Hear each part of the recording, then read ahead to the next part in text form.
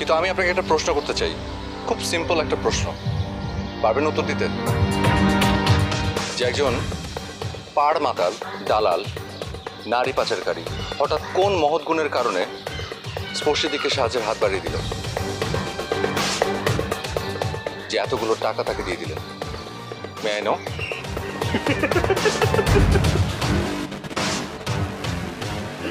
খুব অভাবের সংসার ছিল আমাদের, বুঝছেন? জন্মের পর একজন সন্তান তার বাবা মার পরিচয়টা পায়।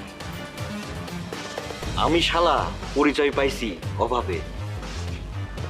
ছোট্ট একটা মানুষ, ছোট ফুসফুস, সেই ফুসফুসে যত জোর আছে তত দিয়া চিৎকার করে আকাশ বাতাস মনে করেন যে আমি ফাটাই ফেলছিলাম। কেউ শোনে নাই, কেউ আগে আসে নাই। ঠিক সেই দিন থেকে অসহায়ত্বটা কি জিনিস সেটা আমি জানি।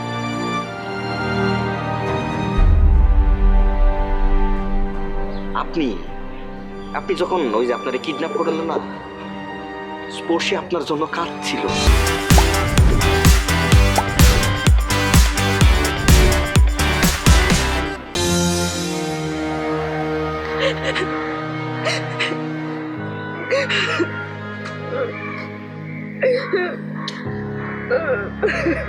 আমার কি মনে হয় জানেন, আপনি না শুধু শুধু টেনশন করতেছেন।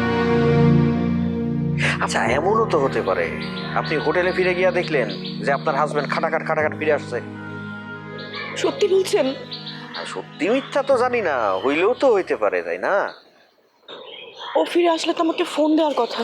হ্যাঁ, খাটাখাট ফোন দেওয়ার কথা।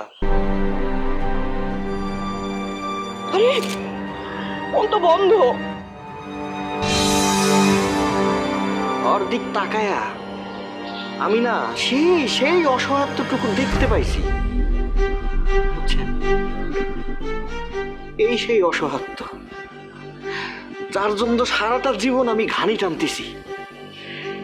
স্পর্শীর মধ্যে সেই অসহায়ত্বটুকু পাইছি আমি, যেটা একজনের মধ্যে পাইছিলাম আমি। সেটা হচ্ছে আমার বোন।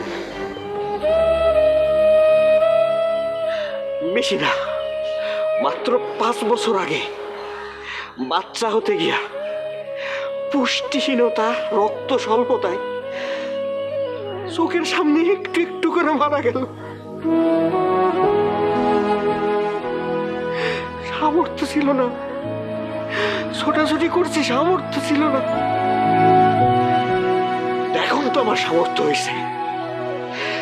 এখন যদি আমার বোন আমার কাছে কিছু চায়, আমি কি ফিরাই দিতে পারি? আমি কি আমার বোনরে ফিরাই দিতে পারি? আমিও ফিরাই দিই,